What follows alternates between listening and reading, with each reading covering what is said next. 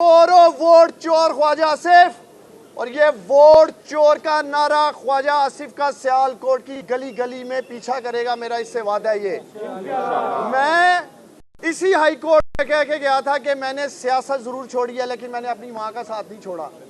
और मैं आज मीडिया पे इसलिए खड़ा हूँ, आप लोग पहले भी मुझे कहते थे डार साहब आए हाई कोर्ट बात कर रहे हैं, मैं सिर्फ और सिर्फ इसलिए अब मीडिया पे सामने आया हूँ कि 5 लाख वोटर्स में डाला गया सियालकोट में, मैं उनका वकील बन के आया हूँ, मैं उनका वकील बन के खड़ा हूँ आज मीडिया के सामने। ख्वाजा आसिफ में अगर अखलाकी जुर्रत है तो क्यों नहीं ये अपने पोलिंग स्टेशन का कंटोनमेंट में, जहाँ इसका पोलिंग स्टेशन है, घर का 350 वोटों से आ रहा है मेरी माँ से, आज तक फॉर्म 45 सामने नहीं आए। एक फॉर्म 45 नून लीग आए 5 दिन हो गए सियालकोट सिकंदर सुल्तान राजा साहब का कि मेरी माँ को इंसाफ देने के लिए आज उन्होंने फैसला होल्ड किया, स्टे दिया। लेकिन चीफ इलेक्शन कमिश्नर साहब सिकंदर सुल्तान राय साहब, अभी बात यहाँ खत्म नहीं होगी। 2021 में मैं मीडिया को याद दिलाना चाहता हूँ, डस्का इलेक्शन धुंधो पड़ गई जी।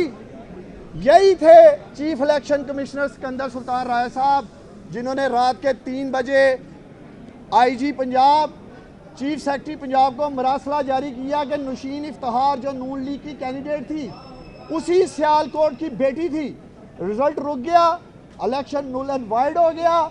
नुशीन इफ्तिखार को सिकंदर सुल्तान राय साहब ने इंसाफ दिया।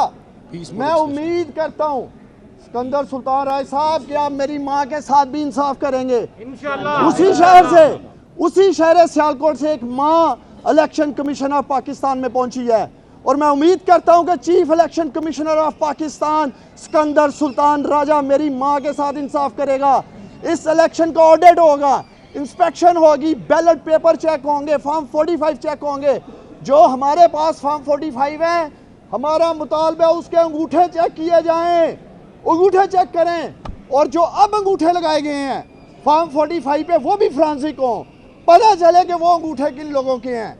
सिर्फ 358 फॉर्म 45 के अंगूठे चेक करवा लो, सब फाइनल हो जाएगा कि किसने धांधली की है या किसने की। बहुत शुक्रिया। Thank you so much. कि आपने कहा कि जो उम्मीदवार इस तरह जीते हैं उनका सोशल बाइकआउट किया जाए और जो उम्मीदवार जीत कर दूसरी तरफ जा रहे हैं उनका क्या किया जाए? उनका हाल तो उनकी हल्के की वाम देखे क्या करेगी। अपने जो पहले छोड़ के थे उनका हाल देख लिया ना, तो इनका उनसे भी बुरा होना है।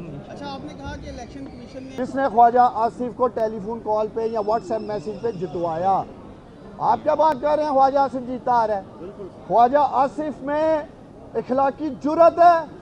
मैं पूरे मीडिया के सामने चैलेंज कर रहा हूँ, मैं यहाँ ही बैठूंगा इस बेंच पे, आए अपने फॉर्म 45 कौम के सामने लेके आए, मेरे पास भी पड़े हैं। और एक शर्त होगी, जो फॉर्म 45 ख्वाजा आसिफ लाएगा उनके अंगूठों का फ्रांसिक होगा और जो मेरे पास है उसका भी होगा। पता चल जाएगा कि किसके असली हैं किसके नकली हैं। और मैं ऐलान कर रहा हूं, अगर ख्वाजा आसिफ के फॉर्म 45 अंगूठे चेक होके सही निकले, मेरी माँ भी सियासत छोड़ देगी और हम खुद जीत का और ख्वाजा आसिफ के गले में डालेंगे। जिंदाबाद। Thank you very much. Thank you so much. लोगों ने मादा साथ दी, ये ना माना जुल्म की आपके साथ थी। मैं आरओ के दफ्तर गई, आरओ के दफ्तर के सामने 25 पुलिस के लोग थे, उन्होंने मुझे अंदर जाने ना दिया, मेरे बाजू को चोट लगी हुई है। और दूसरे लोगों ने भी बड़ी कोशिश की कि हम डाका डालने नहीं देंगे, मगर पुलिस ने लाठी चार्ज करके हमें निकाल दिया गया। सोच लो, हक और सच की जीत होगी और उस कुरान मजीद पर होगी जिस कुरान मजीद का सहारा लेकर कल्ली माँ घर घर गली गली गई और हजारों लाखों उम्रदार मेरे साथ थे, लाखों उस्मान डार मेरे साथ थे। मेरी बेटियों भाइयों ने, मेरा माँ बहनों ने बड़ा साथ दिया।